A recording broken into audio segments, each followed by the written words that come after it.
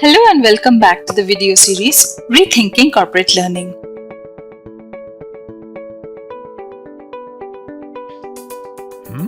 As educators, we are always curious to ascertain if our students are actually learning. We always try to find newer, simpler ways of ensuring that learning takes place.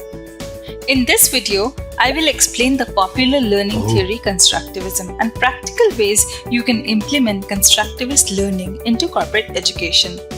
So, what is Constructivism? Besides being one of the most popular theories of learning, Constructivism argues that learning is development. At its core, it examines how humans interact, perceive, and learn while being present in a social and universal construct.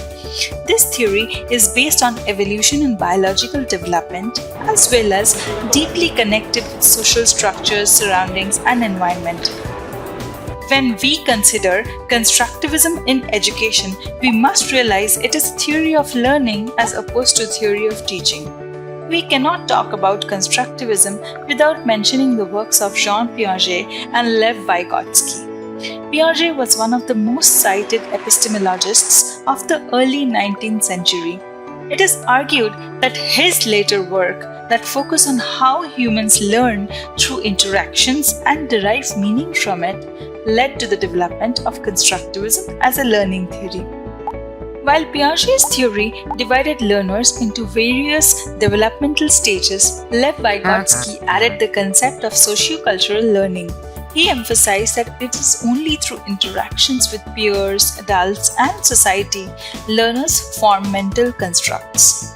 The difference that a learner tries to overcome while interacting with adults or more capable peers is known as the zone of proximal development, or the ZPD. The ZPD is the difference between what the knower can do on her own and what can be done with assistance.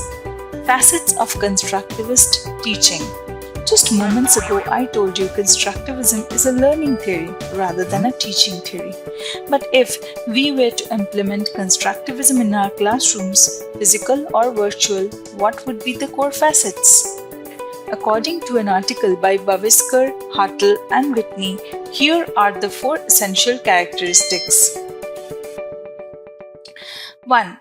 Eliciting prior knowledge. Constructivism in theory is based on how a learner constructs knowledge in relation to what they already know. So, step 1 for implementing constructivism in corporate learning is making use of learners' knowledge on the subject matter. You can create formal knowledge tests or conduct group discussion. In a corporate environment, learners are from multiple walks of life. They have perhaps had various experiences that has led to forming their own beliefs regarding a subject. How they learn, what's in your curriculum will be effective once you address their existing knowledge. Number 2, creating cognitive dissonance. Next, you present the new information in a way that learners can build on based on their existing knowledge. Since constructivism is learner-oriented, you must create a space where the learner feels the need to construct the new knowledge. Practical ways of creating a cognitive dissonance is presenting the learners with a problem. Keep in mind the problem you present to your learners should be related to their prior knowledge. This is tricky to implement and careful instructional design strategies must be applied. Number 3, apply knowledge with feedback. In this phase, you present the new information in a way that aids the learner to overcome the problem in the previous step. In corporate learning, you can implement creative ways to present knowledge, such as microlearning, video, or a job aid. You can also arrange a group session or partake knowledge on the subject you are dealing with. Let the students apply their newfound knowledge. Hands-on exercises, situation-based problems, role plays, all these are good techniques for applying knowledge.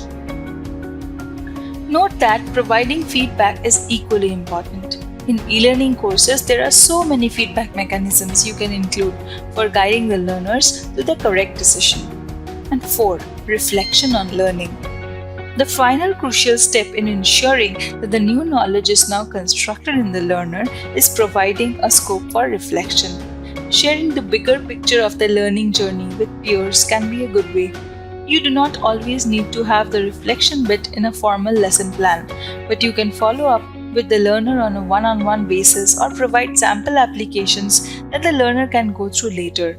As corporate educators, you will have a diverse toolkit to create learning in your organization. These were some of the practical and simple ways to ensure your learning design works. And these 4 facets can be applied to any learning environment, whether virtual or a physical classroom. Hope you will find these tips helpful. If you have any additional comments or questions, please write below. Thanks for watching the video.